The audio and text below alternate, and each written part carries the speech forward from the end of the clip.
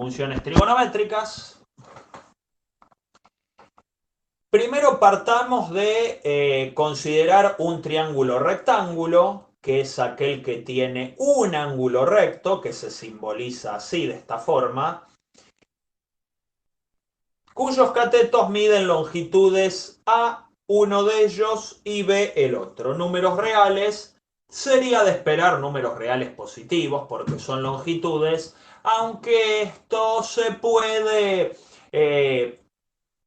digamos, considerar de algunas formas alternativas como para ampliar casos. Ya veremos a qué me refiero. Vamos a considerar θ un ángulo de referencia, que es este que está acá. Entonces el cateto opuesto a θ, es decir, el que está enfrentado, es el que mide A, y el adyacente, es decir, el que está pegado a θ, mide B. Hay un tercer lado, que es el que une las puntas opuestas de estos catetos, adyacente también a θ, que es la hipotenusa. Ese segmento hipotenusa mide h y verifica lo siguiente: la llamada igualdad pitagórica. Todos los triángulos rectángulos verifican esta particularidad. H cuadrado es igual, o sea, la longitud de la hipotenusa al cuadrado es igual a la suma de los cuadrados de los catetos. ¿Sí? Casi una frase que sale como un versito. De lo anterior, válido para todo triángulo rectángulo, bueno, se puede deducir que cada cateto por separado no es mayor en longitud a la hipotenusa. ¿Sí? Cada cateto mide a lo sumo lo que mide la hipotenusa, pero imposible que mida más. ¿Sí? Entonces, bueno, ahí tenemos algunas características de las proporciones que uno observa en un triángulo rectángulo. Luego tenemos esta otra cuestión, simplemente para fijar digamos, el sistema que vamos a terminar utilizando para medir ángulos, salvo mención en contrario. Por lo general, los ángulos los vamos a medir en una medida que se llama radián.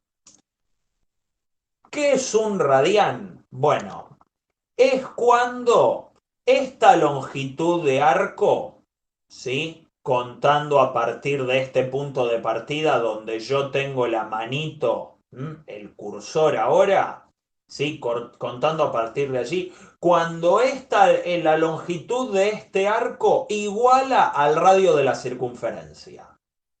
Cuando la longitud de arco iguala al radio de la circunferencia, ahí la distancia angular recorrida es de un radián. A eso se llama radián. La equivalencia entre radianes y grados sexagesimales es la siguiente. Un ángulo de pi radianes equivale a 180 grados sexagesimales y es una relación lineal. O sea que si yo quiero pasar de radianes a grados o de grados a radianes, haciendo regla de 3 con esta igualdad de acá, me alcanza. ¿Sí? Entonces, bueno, por ejemplo, un ángulo de 7 pi cuartos radianes, ¿a cuánto equivale? Bueno, si pi es 180, 7 pi cuartos, ¿a cuánto va a ser igual? 7 pi cuartos por pi por 180 dividido pi. Eso me da 315 grados. ¿Sí? Esa es la equivalencia que quizás muchos y muchas la conozcan, entre radianes y grados sexagesimales. Para cada ángulo θ existen ciertas proporciones importantes, según la notación que fijamos antes, que definen las distintas funciones trigonométricas. Si yo divido el cateto opuesto por la hipotenusa, las longitudes, obviamente, eso me va a dar un número más chico que 1, que se llama el seno del ángulo θ. Si en cambio yo divido el cateto adyacente sobre la hipotenusa, las longitudes, eso me da el coseno del ángulo tita. Y si divido las longitudes de los catetos, el opuesto sobre el adyacente me da la tangente del ángulo tita. Todas las, digamos, para todo ángulo tita se verifica esta igualdad pitagórica, que para un mismo ángulo tita, el cuadrado del seno más el cuadrado del coseno me tiene que dar 1 siempre. Y eso se demuestra casi a ojo, porque volvamos a esta igualdad pitagórica que tenemos acá. Si yo a todo esto lo divido por h cuadrado, me queda h cuadrado sobre h cuadrado 1 es igual a cuadrado sobre h cuadrado, que es el coseno cuadrado, más b cuadrado sobre h cuadrado, el seno cuadrado. Y de ahí se obtiene la fórmula que tenemos acá arriba. ¿Sí? Para cada ángulo tita se tiene que verificar esa fórmula que tenemos allí. Esta igualdad es muy útil para una infinidad de cuentas. ¿Sí? Se utiliza para un montón de cosas, para obtener equivalencia entre fórmulas, para reescribir funciones, así que ténganla en cuenta porque se usa mucho. Una definición alternativa de la tangente, que es el seno sobre el coseno, también más o menos si hacen la cuenta acá, van a ver que hacer seno sobre coseno me termina dando esta proporción que es como se define la tangente.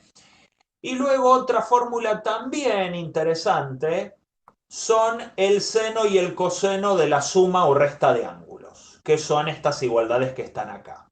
Hay igualdades trigonométricas para tirar al techo, ¿sí? Hay montones. No todas son útiles, algunas se muestran más que nada por curiosidad, casi te diría hasta por diversión. Pero bueno, acá puse las que quizás más utilicemos en la práctica y que nos parecen las más importantes, ¿sí? Pero puede haber alguna otra que también sea de utilidad. Bueno, lo anterior tiene algunas consecuencias directas, algunos corolarios. Si yo sumo dos ángulos iguales, tenemos esta propiedad para el seno de 2 por tita y esta otra para el coseno de 2 por tita. Es decir, en el caso anterior, cuando haces tita más tita, ¿qué es lo que te da? Bueno, aplicas esta fórmula, podés agrupar convenientemente y en cada caso te termina dando eso que está en pantalla. Luego esto que está acá también va a ser interesante saberlo porque son distintas simetrías que tienen el seno y el coseno. Es decir, bueno, el seno de pi menos tita, donde pi radian es fijo, el número pi, menos un tita que puede ser cualquier número real. El seno de pi menos tita es el seno de pi y el coseno de pi menos tita es menos el coseno de tita. Atención porque esto es una propiedad que no es la propiedad de paridad de estas funciones, es otra cosa. ¿Sí? El seno sabemos que es una función impar y el coseno sabemos que es una función par. ¿Sí? Eso más o menos lo habíamos visto, lo habíamos mencionado casi cuando arrancamos la materia. ¿Sí? Esto es otra cosa diferente que luego vamos a ver en qué la podemos emplear. Algo que quizás se intuyan o se acuerden es que los dominios del seno y del coseno son todos los números reales. Yo los puedo evaluar en cualquier valor de tita, que siempre voy a obtener un resultado, pero que va a estar entre -1 y 1. O sea, el seno y el coseno son funciones que se llaman acotadas. ¿Sí? Es decir, que no las puedo, digamos, no las puedo definir o no puedo obtener imágenes más allá de 1 ni más acá de -1. ¿Sí? Luego se define el concepto de función periódica, que vamos a tener que una función es periódica si existe algún número positivo tal que f en x más t es igual a f de x para toda x en el dominio. Eso es una función periódica. Existe algún número a partir del cual la función se entra a repetir. ¿Sí? ¿Se entiende eso? Profe, yo tengo una duda con respecto al corolario uno. Sí, En la segunda línea que dice coseno de 2 por tita, en ese caso, si tenemos coseno de tita, podemos hacer coseno, y tita vale 40, podemos hacer coseno de 2 por 20. por supuesto. Sí, eso Ah, ok, se puede hacer. gracias. Sí, sí, sí, sí. Perfecto.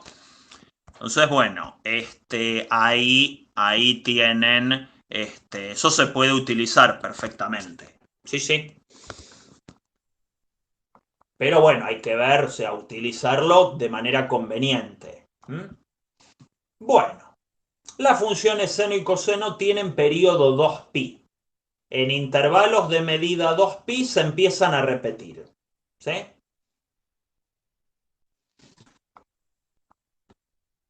Luego tenemos las cuestiones gráficas que, como son funciones periódicas, repetitivas, estas funciones tienen unos gráficos bastante pintorescos como los que ven en pantalla, que son esas onditas que se empiezan a repetir allí, que se denominan sinusoide, o sea, ese gráfico, tal como existe la parábola, la recta, las hipérbolas, este gráfico se llama sinusoide. Son ondas que, bueno, tienen aplicaciones o uno las puede ver muchas veces en aplicaciones a la física, ¿sí? En ciertas mediciones o desarrollos de modelos periódicos en la práctica. Se vinculan a expresiones que pueden escribirse en términos de senos y cosenos. Como los dos gráficos esencialmente son muy parecidos, cada uno de ellos puede verse como un corrimiento del otro según esta relación.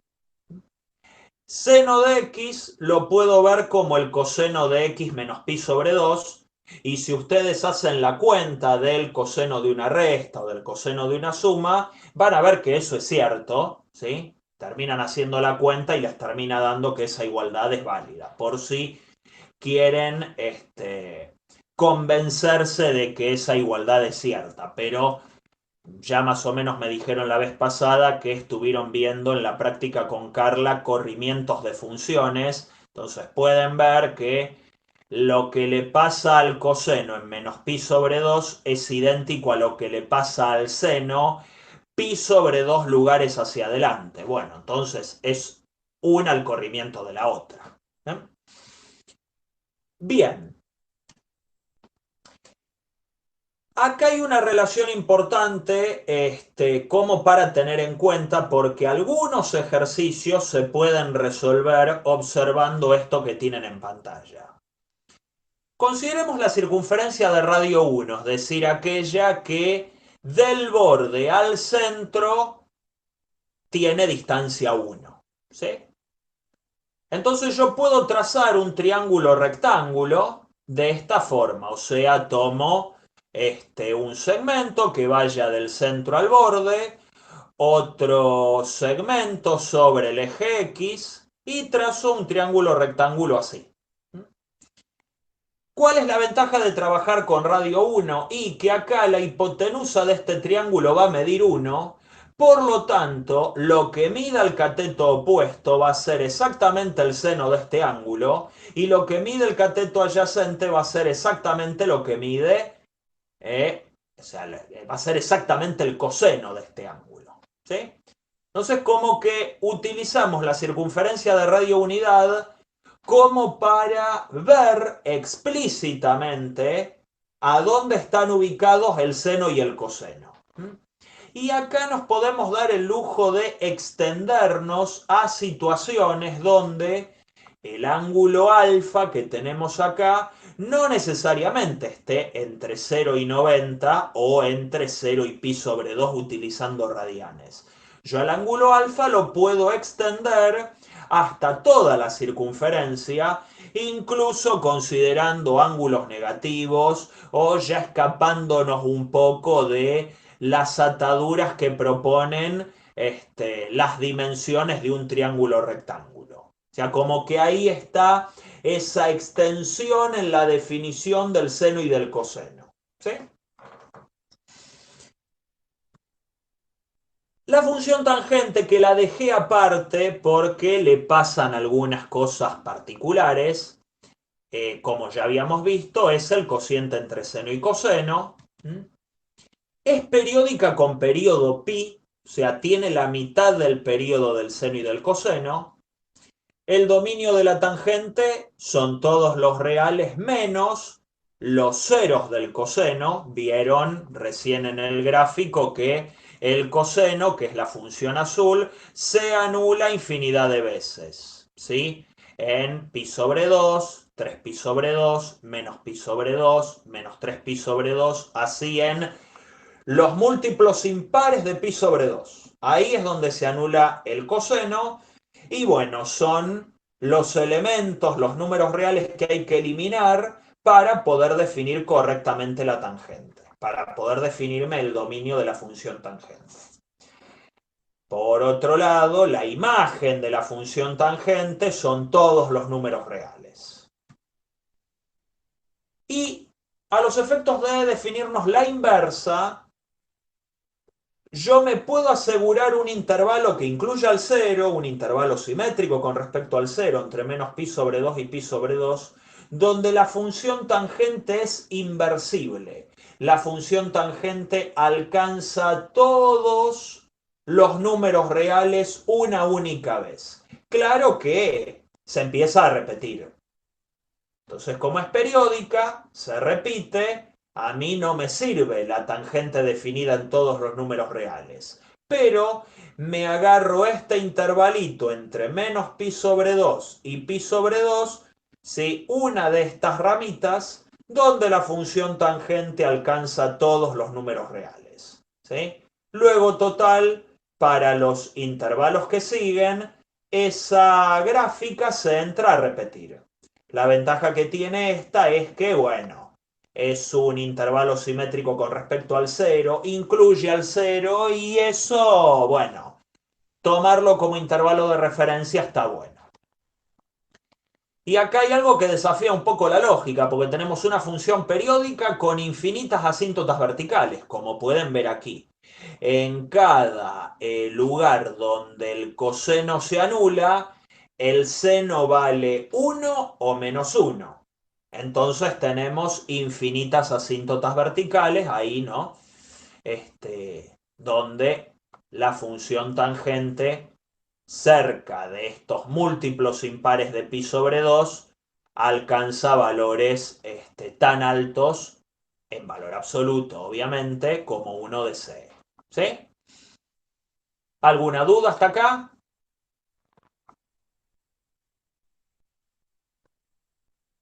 Si no te sabes de memoria el dominio de la tangente, bueno, acordate que tenés que fijarte dónde se anula el coseno. Si por una de esas casualidades tampoco te acordás dónde se anula el coseno, lo que hay que hacer es, bueno, resolver una ecuación que utiliza inversas de las funciones trigonométricas que estaremos viendo en breve. ¿Sí? O sea, plantearse la ecuación coseno de x igual a 0, resolver eso y las soluciones de esa ecuación serán los elementos que tengo que eliminar del dominio de la función tangente. Porque según su definición estaríamos dividiendo por 0. Bueno, de la misma manera se definen otras funciones trigonométricas a las que no les doy mucha importancia porque me las defino con las funciones trigonométricas que yo ya conozco. Pero por las dudas, si les interesa, está la secante, la cosecante, que se define así, y la cotangente.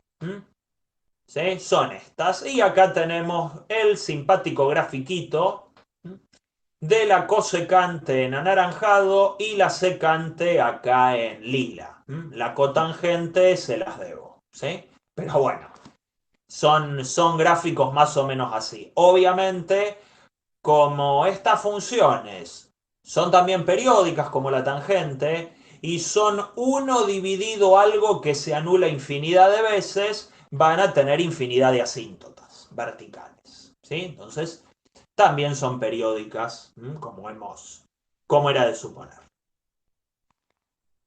Bueno, muy bien. Las funciones de arco, que era donde quería llegar, son las inversas locales del seno, el coseno y la tangente, que es sobre las cuales me voy a referir. No voy a ahondar sobre las otras funciones que tienen sus inversas, pero no terminaríamos más. Hablo de las tres más importantes. Como pasaba en el caso de las funciones cuadráticas, ¿se acuerdan ustedes que según la x del vértice yo podía restringir el dominio de la función cuadrática para poder definirme una inversa local? ¿Se acuerdan de eso? Bueno, yo acá lo que hago es restringir convenientemente los dominios del seno, del coseno y de la tangente para asegurarme un intervalito donde esas funciones sean biyectivas, es decir, que cada elemento de la imagen tenga un único elemento del dominio, ¿sí? Le corresponde a un único elemento del dominio, de manera tal de poder definirme las inversas locales dentro de esos intervalitos. Entonces, para cada función, ahí tienen en pantalla los intervalos donde me puedo definir las inversas. No entendí esto de lo del arco, ¿podría explicarlo de nuevo? Claro, a ver, gráficamente. Yo acá tengo la función seno. Acá tengo la función seno definida entre menos pi sobre 2 y pi sobre 2. ¿Estamos de acuerdo que en ese intervalo el seno toma todos los valores posibles de su imagen entre menos 1 y 1? ¿Se ve eso? Sí, profe. Sí, sí, se ve. Muy bien, bueno, ya en ese intervalito el seno alcanzó todos los valores que puede alcanzar la función seno. Si me estiro un poco más a la derecha se empieza a repetir porque acá empieza a bajar. Si me estiro un poco más a la izquierda se empieza a repetir porque acá empieza a subir. O sea que no va a tomar valores distintos en un intervalo más grande. Se va a repetir porque es periódica. Entonces yo acá la función seno, lo que aparece al principio es la restricción, que el GeoGebra me la escribe así. La función seno es biyectiva en este intervalo, ¿por qué? Porque es el mínimo intervalo en el dominio donde la función seno alcanza todos los posibles valores de la imagen. ¿Se entiende?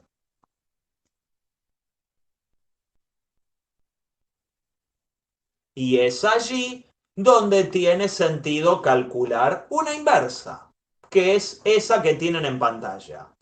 Fíjense que es muy parecida a la del gráfico anterior, pero convénzase de que están dados vueltas los ejes, la curvatura es diferente, ¿sí? Da la casualidad que el color es el mismo.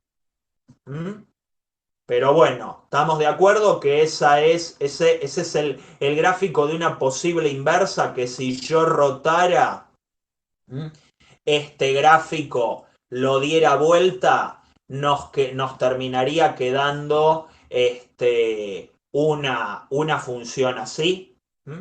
No hice los dos gráficos en el GeoGebra con la recta de ecuación igual a x, pero nos quedaría algo como eso, ¿sí? Mientras estoy avisando que me está parpadeando la luz, así que no sé si hay riesgo de corte por mi barrio. El que avisa no es traidor, ¿sí? O por si se llega a cortar la conexión por algún motivo o aparezco muteado, ¿sí? Así que, bueno, vamos a ver hasta dónde llegamos.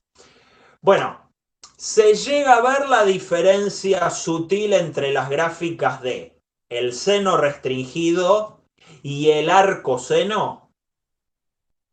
¿Se llega a ver? ¿Mm?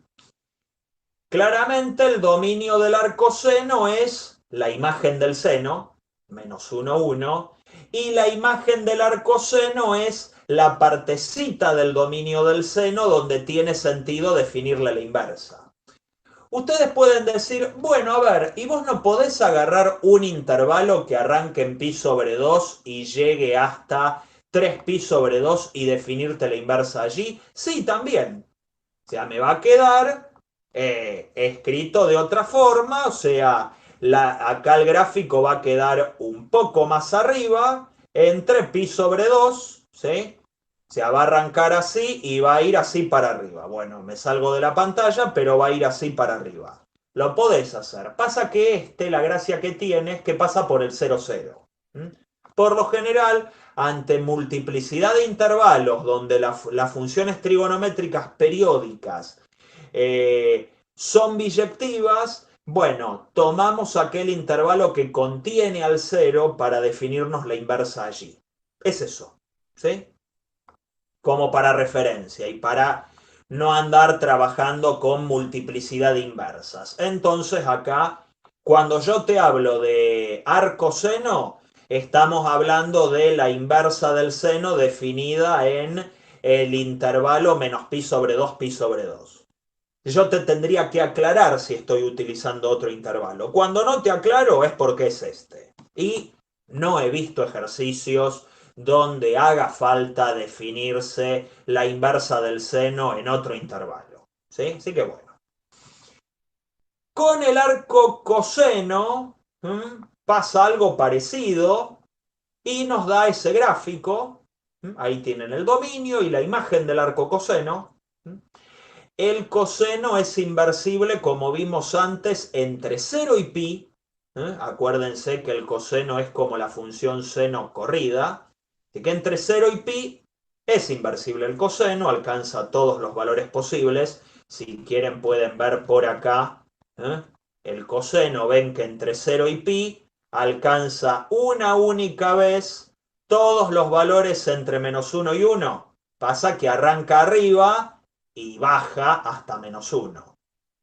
¿Se podría haber definido entre menos pi y 1? Sí, pero se toma como referencia este intervalo porque no solo incluye al 0, sino que es el primer intervalo positivo donde el coseno es biyectivo. ¿Sí? Entonces, bueno, tomamos el intervalo de los positivos. Bueno, bien. Y luego la función tangente, que quizás es más pintoresca, porque agarramos una de esas ramas definidas entre menos pi sobre 2 y pi sobre 2 y nos queda un gráfico así. Piensen en el gráfico de la inversa como si agarráramos el gráfico original de la función y lo rotáramos de cierta forma para que nos quede así. Disculpen que la mascota está emocionada, pero nos termina quedando esto, ¿sí?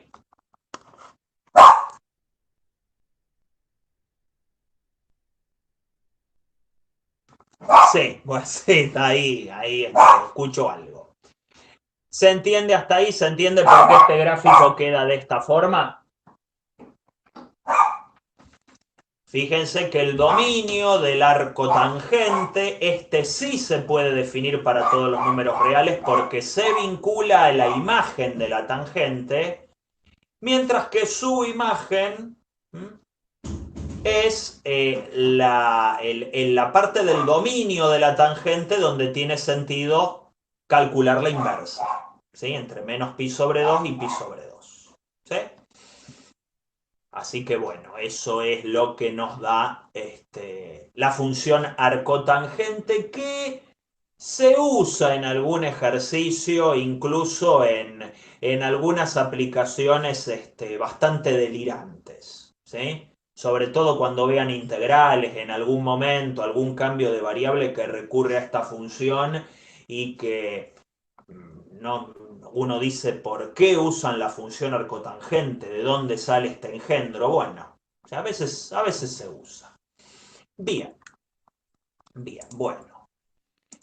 Vamos a ver acá algunos ejercicios, ¿sí? Algún problemita, donde tengamos que emplear estas funciones de arco o el vínculo que tienen las funciones de arco con sus con las trigonométricas respectivas. Determine los valores reales tal que el arcoseno sea pi sobre 4. Bueno, uso que el arcoseno es la inversa del seno. Entonces, primero, el valor de x me hago la idea de que tiene que estar en el dominio del arcoseno. ¿Quién era el dominio del arcoseno? Era entre menos 1 y 1. Así que x no puede escapar de allí. Si aplico seno a ambos lados, el seno del arcoseno de x, ¿cuánto tendría que dar? El seno del arcoseno, ¿cuánto tendría que dar? X, bien Román, X. Y el seno de pi sobre 4 tiene que dar raíz de 2 sobre 2, que es ese numerito que a veces nos aparece en la calculadora, 0,707, qué sé yo, es raíz de 2 sobre 2. ¿Sí? Bueno, ese ejercicio muy fácil, muy pavo, porque simplemente, nada, es avivarse de que seno y arcoseno compuestas me dan la identidad. Así que ahí no descubrimos la pólvora, precisamente. Por ahí más interesante sea este ejercicio. Si no es el más interesante de esto que estamos viendo de funciones trigonométricas, le pegan el palo. Determine todos los valores tales que el seno de x sea igual a un medio. Y ahí no me puedo restringir a un intervalito porque en principio el ejercicio no me pide restricción alguna. Yo podría aplicar la inversa para obtener un ángulo entre menos pi sobre 2 y pi sobre 2 que verifique la ecuación. O sea, pero ahí obtengo 1. Entonces aplico la inversa. Nuevamente, el arcoseno del seno es igual al arcoseno de un medio. El arcoseno del seno es x.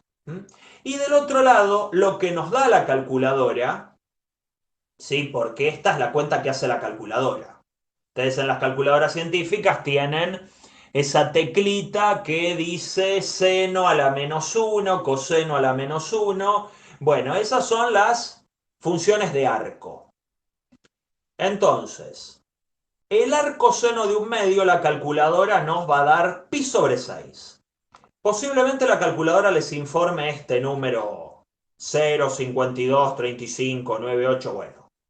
Si dividen ese número por pi van a ver que les da algo bastante interesante, que es, bueno, terminan deduciendo que este número es pi dividido 6.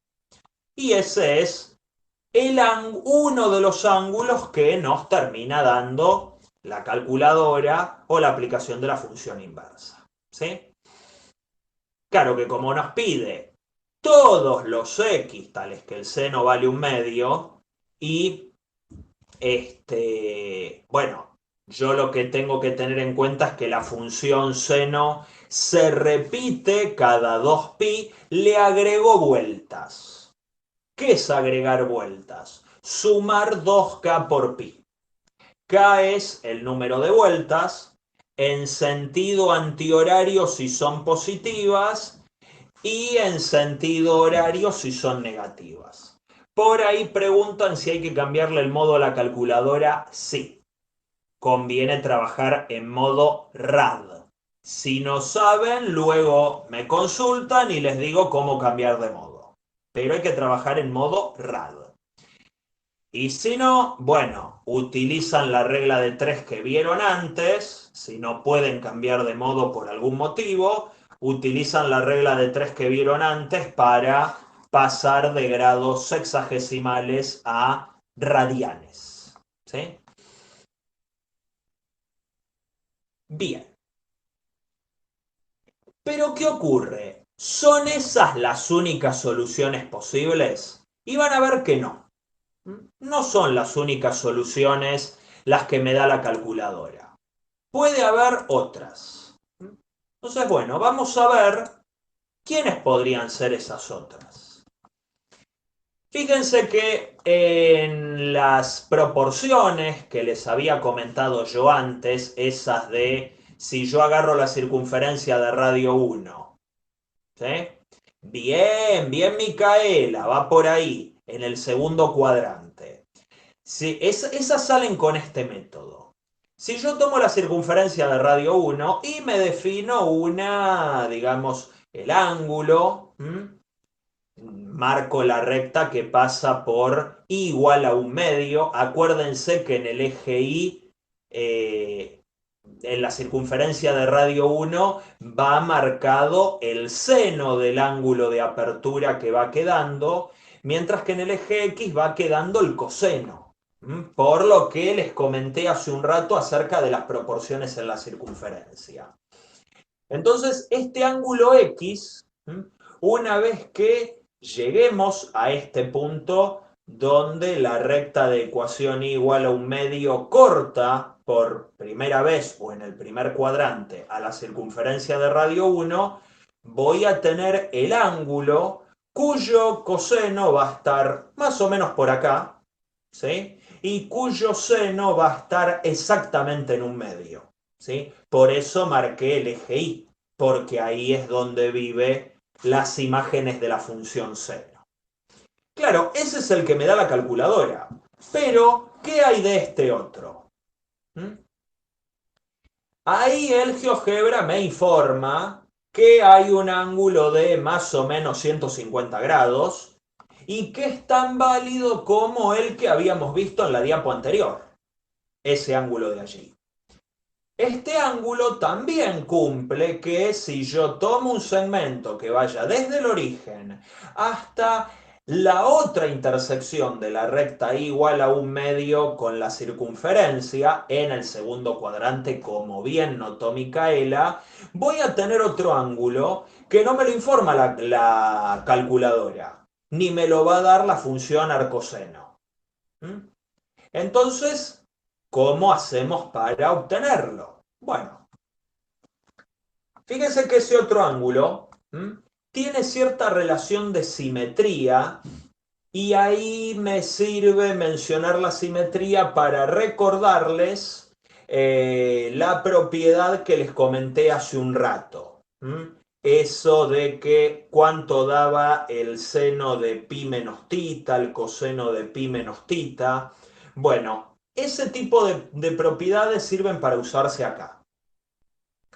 Por simetría, el ángulo entre el semieje negativo, que es este, ¿sí? El de la izquierda, y el segmento de longitud 1, que es este violeta, que une el origen con el punto de ordenada 1/2, es igual al que habíamos obtenido antes, pero claro, al revés. Fíjense que esta abertura angular, ¿sí?, que tenemos acá, es el mismo ángulo que tenemos acá. ¿Me creen eso?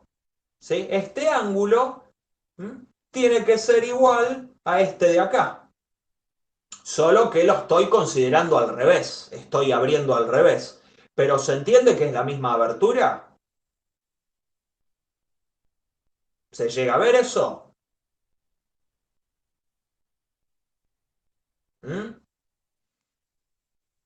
Bueno, entonces ahí aplico lo siguiente. por el corolario, por el segundo corolario que les había mencionado, claro, hay una diferencia específica y un ángulo recto de diferencia entre ambos. Muy bien, muy buena deducción. Por el corolario 2 se puede deducir que las soluciones restantes son de esta forma. Son de pi menos pi sextos, ¿sí? Porque si acá tenemos pi menos x y x era un sexto, que era lo que habíamos obtenido hace un ratito. Y como bien observan, el ángulo que se forma acá con este que ya teníamos forma una abertura de 90 grados más o menos por aquí, ¿sí? Bueno, no los grafiqué juntos, pero quedaría eso. Entonces, este otro ángulo, que es el que me importa, es la media vuelta, o sea, 180 grados, menos este cacho de acá. Pero este cacho de acá es pi sobre 6. Entonces, pi menos pi sobre 6 es el ángulo que estoy buscando. Pi menos pi sobre 6 es 5 pi sextos. ¿Se entiende? ¿Alguna duda? Luego les agrego vueltas.